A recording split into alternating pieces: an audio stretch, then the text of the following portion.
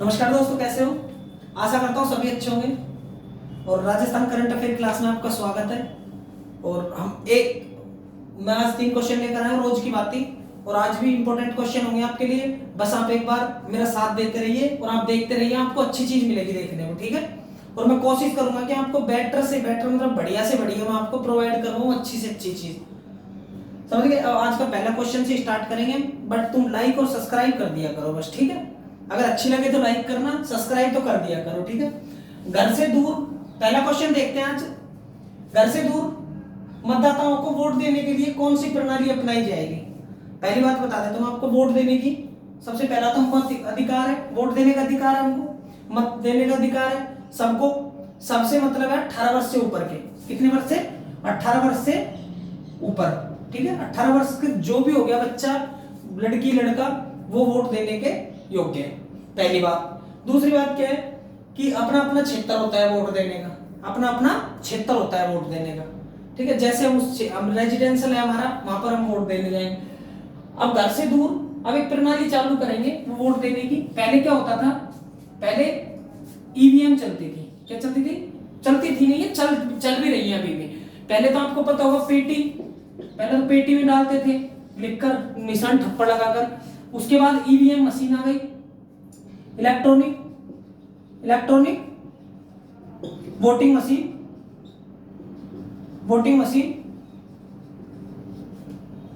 ठीक है। अब उसके बाद एक नई प्रणाली स्टार्ट करेंगे, तो मैं आपको बता देता हूं वो कौन सी स्टार्ट करेंगे। वो करेंगे आरवीएम।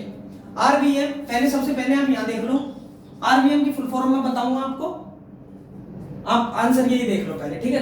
अब बात करते हैं नोटा की। तो नोटा में क्या होगा? नोटा में नो का आंसर होगा कि हम किसी को वोट नहीं दे रहे हैं, ठीक है। उसके बाद नीति का मतलब तो आपको पता ही होगा। नीति तो आयोग है। क्या है? एक आयोग है जो क्या काम करता है? सिर्फ सोचने का काम करता है, सोचने का कार्य करता है। सोचने के काम के साथ साथ इसके अध्यक्ष होंगे हमारे प्राइम मिनिस्टर नरेंद्र मोदी जी, ठीक है ना, नरेंद्र मोदी जी। उसके बाद इनके उपाध्यक्ष अगर बात करें तो सुमन बेरी जी इसके उपाध्यक्ष, ठीक। इसकी स्थापना होती है, नीति आयोग बनता है 2015 में, 1 जनवरी 2015 को बनता है। अब हम बात करते हैं, तीनों को आपने देख लिया। और ईवीएम सिस्टम क्या है? अब जो हमारा प्रेजेंट में चल रहा है EVM system, electronic voting machine, वो अब हमारे साथ चल रहा है। अब हम बात करते हैं REVM की,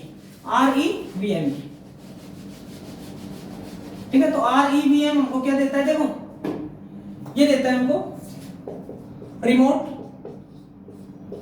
इलेक्ट्रॉनिक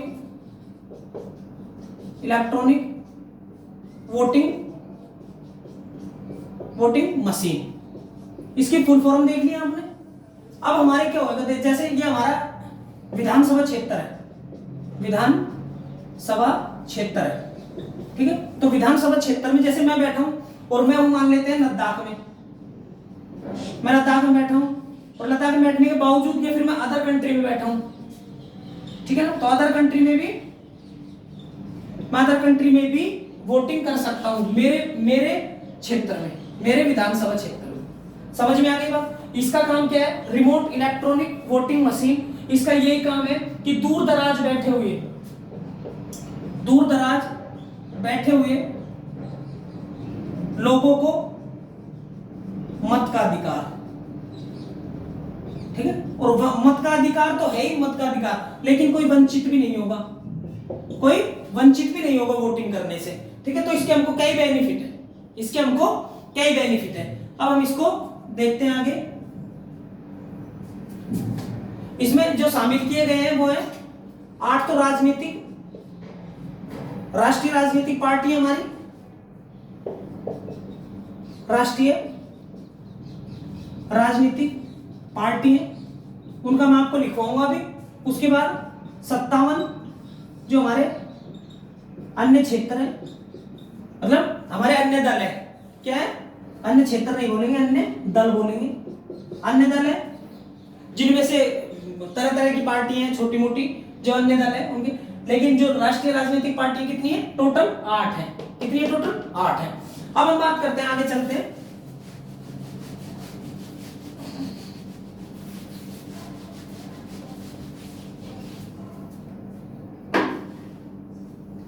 अगर हम इसकी बात करेंगे, तो इसको 16 जनवरी 2023 को इसका परीक्षण किया जाएगा। क्या किया जाएगा? परीक्षण किया जाएगा। किसका? REVM का, ठीक है, रिमोट इलेक्ट्रॉनिक वोटिंग मशीन का परीक्षण किया जाएगा। अब हम बात करते हैं 8 राष्ट्रीय राजनीतिक पार्टी कौन कौन सी, ठीक है, 8 राजनीतिक राष्ट्रीय पार्टी कौन कौन सी।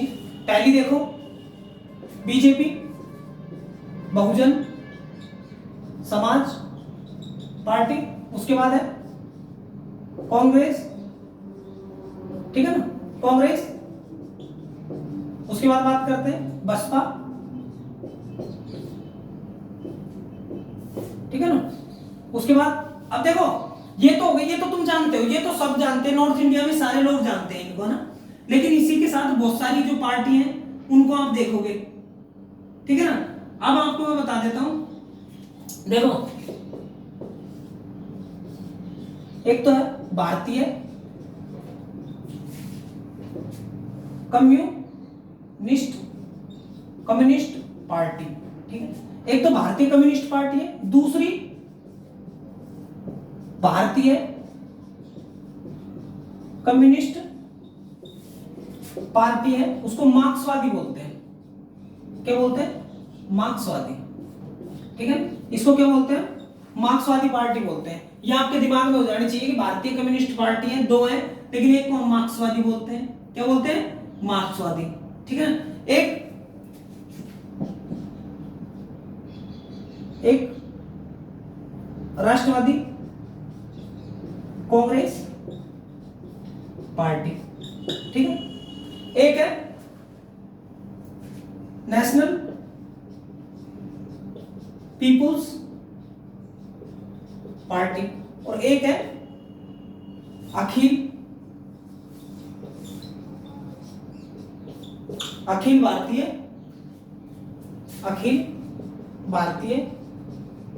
कांग्रेस।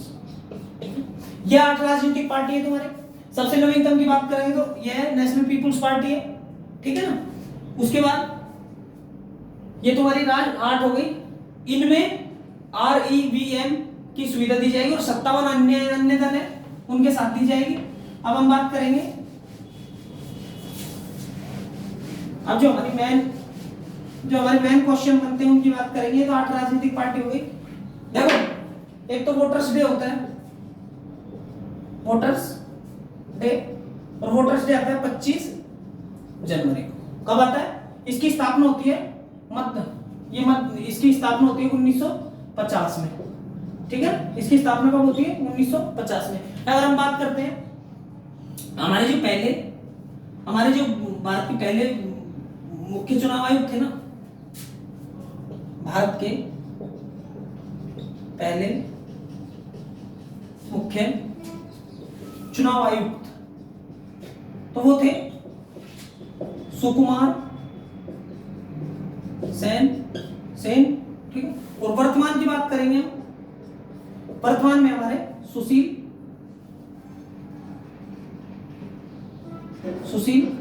चंद्रा। कौन है? सुशील चंद्रा जी है। ये आप नोट करोगे, ये क्वेश्चन आपके लिए बहुत इंपॉर्टेंट है क्वेश्चन है, ठीक है ना। अब हम बात करते हैं राजस्थान के मुख्य चुनाव आयुक्त, तो ये है मधुकर गुप्ता, ठीक है। अगर हमने बात की है, मैंने आपको बताया 8 राजनीतिक पार्टी हैं, तो आपको एक दिमाग में आ जाना चाहिए कि 8 हमारे इंडिया में 8 और भी चीज हैं। तो जो हमारे शास्त्रीय नृत्य है, हमारे शास्त्रीय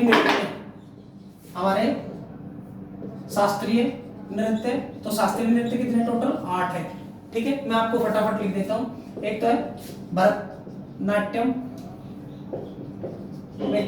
है, एक कुचिपुड़ी है, ठीक है ना, एक है कथक, एक है कथकली, ठीक है, एक है मोहिनी अट्टम, ठीक है, एक है ओडिसी एक है, ओडिसी है, भरतनाट्यम, कुचिपुड़ी, कथक, कथकली, मोहिनीअट्टम, उसके बाद कथक हो गया नॉर्थ इंडिया का, ठीक है ना। उसके बाद हमारे ओडिसी भी है, हाँ ओडिसी के बाद मणिपुरी, और नया है सबका शास्त्रीय डांस, ठीक है, नृत्य। ये हो गए 1 2 4 5 6 7 और 8, ये 8 लिख लेना, ठीक है। ये हमारे शास्त्रीय नृत्य हैं। अगर हम शास्त्रीय भाषाओं की बात करेंगे तो वो भी मैं आपको लिख दूंगा, लेकिन आज के लिए कुछ ज्यादा हो जाएगा, इसलिए आप इन्हीं को ही नोट डाउन कर लो और आप इनको लिख लो, ठीक है। आज का क्वेश्चन ये हुआ। इसमें हम एक चीज और लिख देते हैं, एटीएम, जैसे मैंने ईवीएम की फुल फॉर्म लिखी है ना, ईवीएम की, इसी तरीके से मैं एटीएम की फुल फॉर्म लिख रहा हूं, ऑटोमेटिक टेलर मशीन, ठीक है। जो मशीन होती है ना एटीएम पैसे निकालने की, उसका फुल फॉर्म। इसकी 25 जनवरी 1950 की स्थापना होती है चुनाव आयोग की, और पहले सुकुमार सेन होते हैं। राजस्थान के प्रेजेंट की बात करेंगे तो मधुकर गुप्ता है। आज क्वेश्चन, अब नेक्स्ट क्वेश्चन की ओर आते हैं, ये देखो।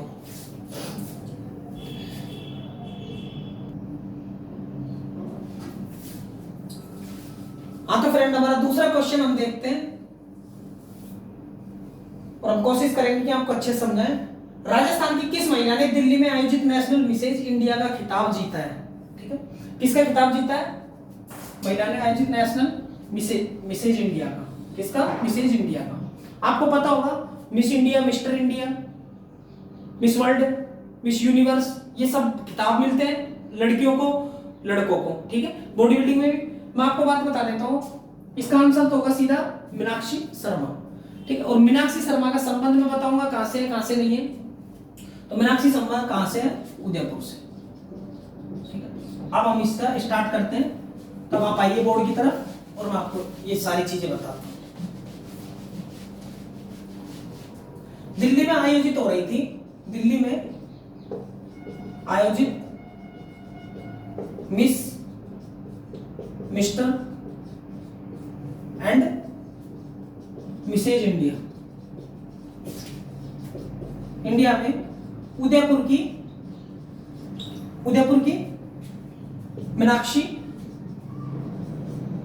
मीनाक्षी शर्मा, जो कि 3 बच्चों की मां है, 42 एज है, ठीक है। इन्होंने अपनी हिम्मत नहीं हारी और इन्होंने अपने जज्बे को मतलब कायम रखा, और इन्होंने किया क्या है, इन्होंने भारतीय संस्कृति को और रैंप पर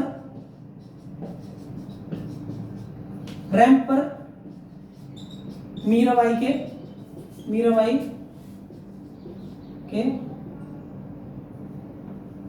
के भक्ति ज्ञान को प्रदर्शित किया,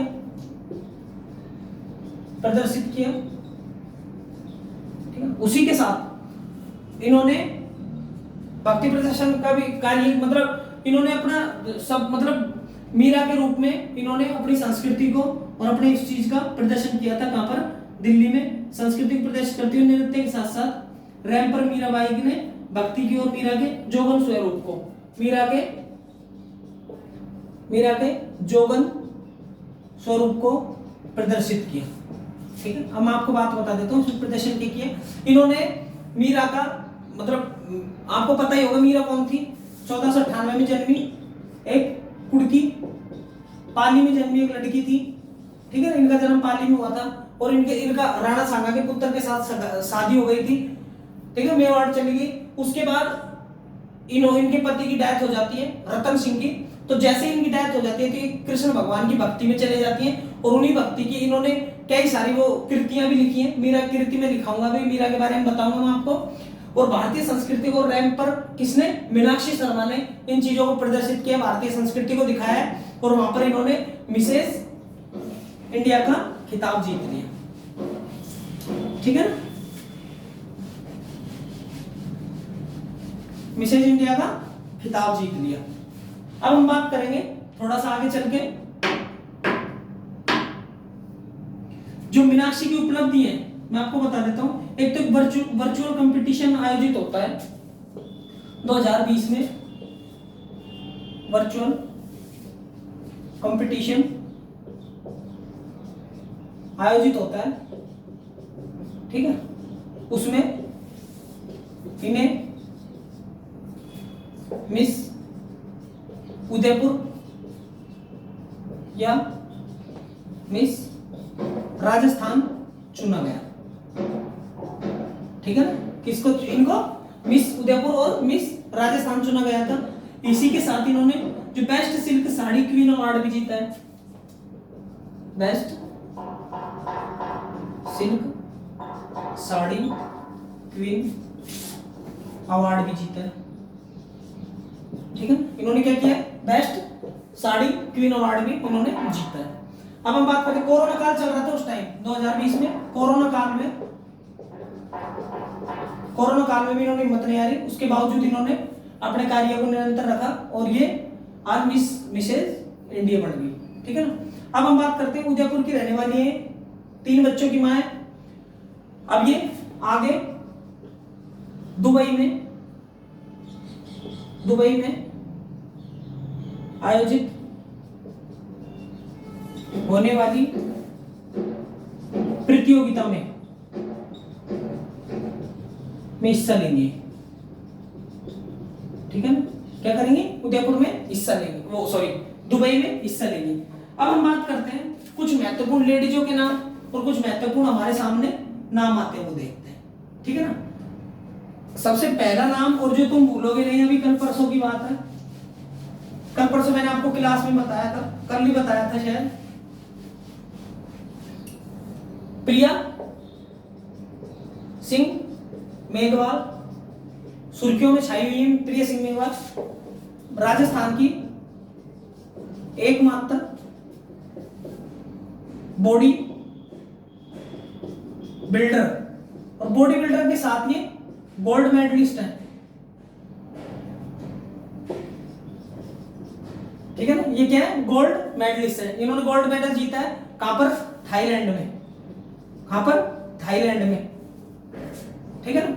और ये कहां की रहने वाली है? ये बीकानेर की रहने वाली है, ठीक है। और गोल्डन बॉय के नाम से जानी जाती है, golden girl, sorry golden girl के नाम से इनको जाना जाता है अब, ठीक है। ये 2 बच्चों की मां है,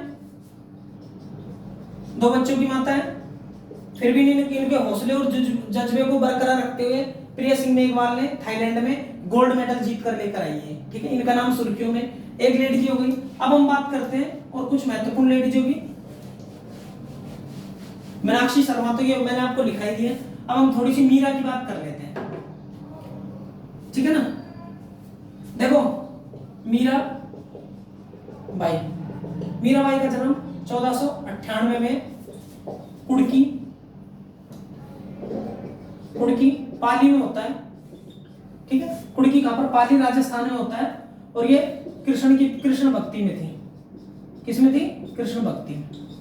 एक बात। दूसरी बात, इनकी जो कृतियां हैं, इन कृतियों जैसे कि नानी जी को नरसी जीरो माया रॉय, गीत गोविंद ठीक है, ठीक है ना। नरसी जीरो मायरो, ठीक है। गीत गोविंद री टीका, ऐसी कृतियां इन्होंने रचना की है, ऐसी कृतियों की, ठीक है ना। तो मैं आपको बता देता हूं कि ये कुछ इंपॉर्टेंट मीराबाई के बारे में, ठीक है। अब हम बात करते हैं कुछ महत्वपूर्ण हमारे जो राज्य की लेडीजों के बारे में। राज्य की कुछ महत्वपूर्ण लेडीज है जिन्होंने हमारे मतलब इतिहास में उन्होंने नाम कमाया है। सबसे पहले हम नाम लेते हैं किसका? जैसे वागड़ की मीरा होगी गौरीबाई, वागड़ की मीरा गौरीबाई, एक बात बता, अंजना देवी, ठीक है। मैं आपको बता रहा हूं बहुत सारी है। अंजना देवी चौधरी हो गई, और इनके साथ कालीबाई हो गई। कालीबाई आपको पता होगा, रास्तापाल कांड सुना है आपने? रास्तापाल कांड डूंगरपुर, मैं 13 साल की लड़की थी, 13 साल की, 13 वर्ष की लड़की थी। इन्होंने अपने टीचर की जान बचाने के लिए उनसे पंगा ले लिया, ठीक है ना, और उनको मार गिराया, ठीक है ना। अंजना देवी चौधरी हो गई। अंजना देवी चौधरी ने क्या किया था, इन्होंने पर्दा प्रथा पर रोक के लिए जोर दिया था, ठीक है ना, पर्दा प्रथा पर रोक लगाने के लिए जोर दिया था। उसी के साथ जानकी देवी बजाज है, आपको पता होगा जानकी देवी बजाज, जमनालाल बजाज की पत्नी, ठीक है। और ये क्या है, समाज सेवी थी। उसी के साथ जमनालाल बजाज को गांधी जी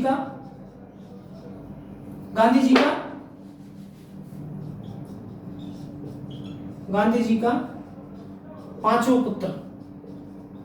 पांचों पुत्र के नाम से जानते हैं, किसको, जमनालाल बजाज को, ठीक है ना। अब हम बात करते हैं रतन शास्त्री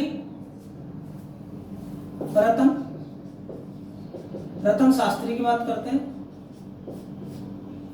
यार ये जो वागड़ की मीरा है गौरी भाई, ये ठीक है, कोई दिक्कत नहीं है, रतन शास्त्री हो गई। उसी के साथ हमारी यशोदा देवी। अब मैं आपको बता देते हो, यशोदा देवी, और यशोदा देवी कौन है, पहली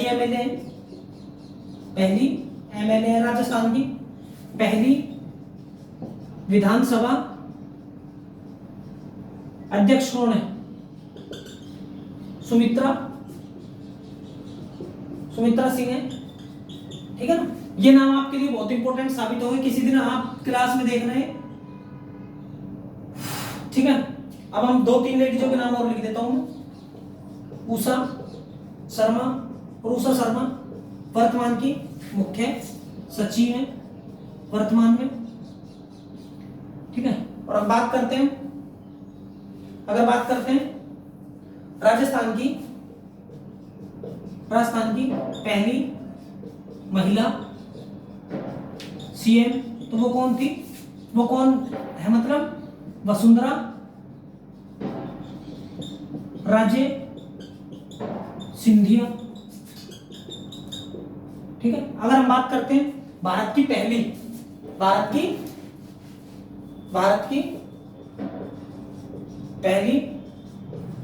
महिला राष्ट्रपति तो कौन थी, प्रतिभा देवी सिंह पाटिल। और इनका जन्म कहां पर होता है, महाराष्ट्र में जन्मी है, और सीकर में इनका ससुराल है, ठीक है ना। सीकर में क्या है, ससुराल है। ये हमारा आज का क्वेश्चन हुआ। मतलब अब हम आपको नेक्स्ट क्वेश्चन बताते हैं, पहले इसका स्क्रीनशॉट ले लो अगर आपको समझ में आए तो, और नहीं तो जैसे ही मैं बोलता हूं उस टाइम आप लिख लिया करो, ठीक है।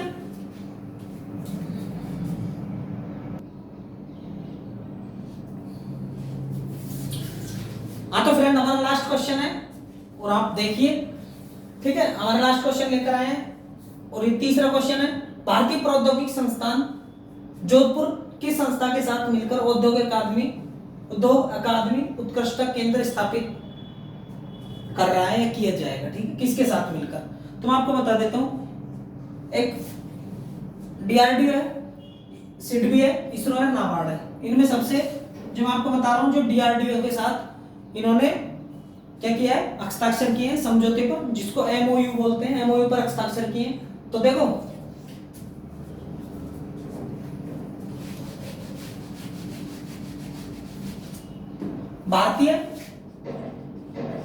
भारतीय प्रौद्योगिकी संस्थान, ठीक है, कहां पर है, जोधपुर में, जिसको आईआईटी जोधपुर बोलते हैं, ठीक है ना।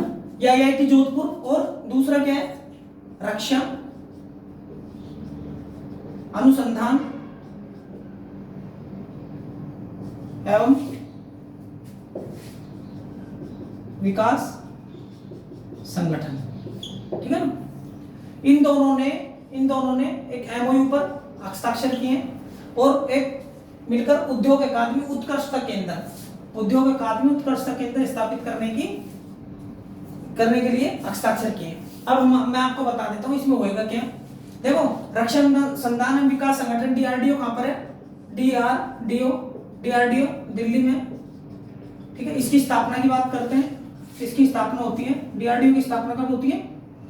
1 जनवरी 1958, ठीक है। और इसरो की बात करते हैं, तो इसरो की बात करें तो 15 अगस्त 1959 को इसकी स्थापना होती है। किसकी? इसरो की स्थापना। अगर हम इसरो की बात करते हैं तो सोमनाथ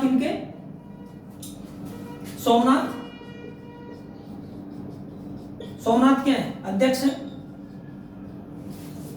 और डीआरडीओ की बात करें तो नारायण मूर्ति है, ठीक है ना, नारायण मूर्ति जी। ये सोमनाथ जी 10वें हैं। चलो ठीक है, कोई नहीं, इसको मत लिखो। अब हम बात करते हैं भारतीय प्रौद्योगिकी संस्थान आईआईटी। और आईआईटी हमारे पूरे देश में बहुत सारी है, लेकिन डीआरडीओ संस्था एक है, इसरो एक है, सिडबी एक है, नाबार्ड एक है, जिनका मेन मुख्यालय, तो जिसका डीआरडीओ का मुख्यालय दिल्ली में और इसरो का मुख्यालय बेंगलोर में, ठीक है, जिसको सिलिकॉन वैली बोलते हैं, सिलिकॉन वैली बेंगलोर को, ठीक है ना। अब हम बात करेंगे कि इन्होंने किया है तो क्यों, क्या जरूरत पड़ गई इसकी, इसका स्क्रीनशॉट लो। इन्होंने साइन करके, एमओयू पर हस्ताक्षर करके ये उद्योग अकादमी उत्कृष्टता केंद्र खोलने का मतलब वो ले लिया, तो ये जरूरत क्या पड़ी इसको खोलने की। तो मैं आपको बता देता हूं इसमें क्या होगा। देखो, सबसे पहली बात तो आएगा इस उत्कृष्टता केंद्र के जरिए, उत्कृष्टता केंद्र के जरिए सबसे पहली बात, एक तो युद्ध कौशल, ठीक है, एक निगरानी, ठीक है। उसके बाद में एक तो युद्ध कौशल, उसमें हमको देखने को मिलेगा। उसके बाद हमारी जो भविष्यवाणी होगी, भविष्यवाणी कैसी? अरे आक्रमण का या फिर किसी भी चीज का हमारे देश में कहीं पर भी कोई दिक्कत हो देश में या फिर बॉर्डर पर, तो उसके लिए भविष्यवाणी ये करेगा, ठीक है। उसके बाद कृत्रिम जो बुद्धिमत्ता है, कृत्रिम बुद्धिमत्ता, अरे कृत्रिम बुद्धिमत्ता का मतलब है जो बुद्धि बनाई जाती है, जैसे किसी चीज में, जैसे हम रोबोट बनाते हैं, रोबोट हमारे जैसे ही काम करता है ना, ठीक है। इससे जुड़ी एवं युद्ध से जुड़ी सूचनाएं, ठीक है ना, युद्ध से जुड़ी सारी जो सूचनाएं हैं इस केंद्र में ही स्थापित होंगी, ठीक है ना, इस अनुसंधान में होंगी। अब हम बात करते हैं आईआईटी जोधपुर की। इसकी स्थापना 2008 में होती है। कब होती है? 2008 में। अगर हम बात करते हैं राजस्थान हाईकोर्ट की,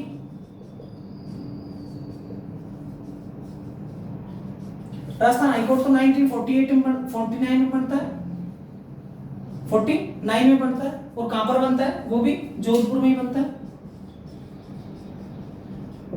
ठीक है। और पूनम स्टेडियम कहां पर है? वो भी जोधपुर में ही है, ठीक है ना। डीआरडीओ की मैंने आपको लिखवाई दिया। अगर हम आरपीएससी की बात करते हैं, आरपीएससी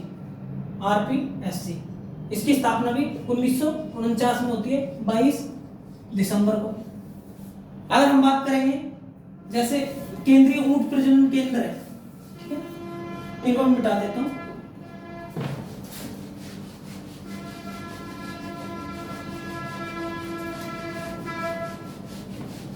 जैसे ऊंट प्रजनन केंद्र है, जैसे ऊंट प्रजनन केंद्र है, तो ये कहां पर है? जोहड़बीड़, बीकानेर में। 1995 में इसकी स्थापना होती है। 1995 में किसकी? केंद्रीय ऊंट प्रजनन केंद्र की। अगर हम काजरी की बात करते हैं, काजरी की, तो ये कहां पर है? जोधपुर में। और 1959 में इसकी स्थापना होती है। शुष्क अनुसंधान जो उसको बोलते हैं ना, शुष्क अनुसंधान है, केंद्रीय शुष्क क्षेत्र अनुसंधान संस्थान, केंद्रीय शुष्क अनुसंधान संस्थान, ठीक है ना। ये कहां पर, काजरी जोधपुर में 1959 में इसकी स्थापना होती है। अगर हम बात करते हैं 1459 में, तो किसकी स्थापना होती है, 1459 में जोधपुर की स्थापना होती है और राव जोधा ने की थी। किसने की थी, राव जोधा ने, ठीक है। आज के लिए हम इतना ही करते हैं। चलो एक और लिख लो, केंद्रीय भेड़ एवं अनुसंधान केंद्र, केंद्रीय भेड़ एवं ऊन अनुसंधान केंद्र, ये कहां पर है, अविका नगर टोंक। कहां पर है, अविका नगर टोंक। एक है अरबी फारसी शोध संस्थान, एक है वन स्तरीय विद्यापीठ,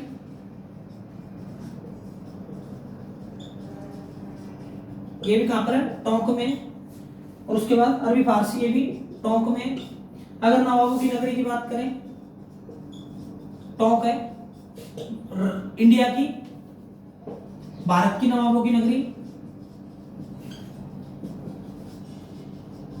लखनऊ है,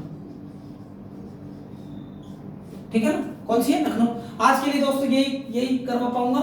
3 क्वेश्चन आप इनको देख लेना अच्छे से, और मैं आपके लिए और भी बेटर लेकर आऊंगा, ठीक है ना। और मस्त रहो, चिल मारो, और हम कल मिलते हैं आपको, ठीक है। Bye bye.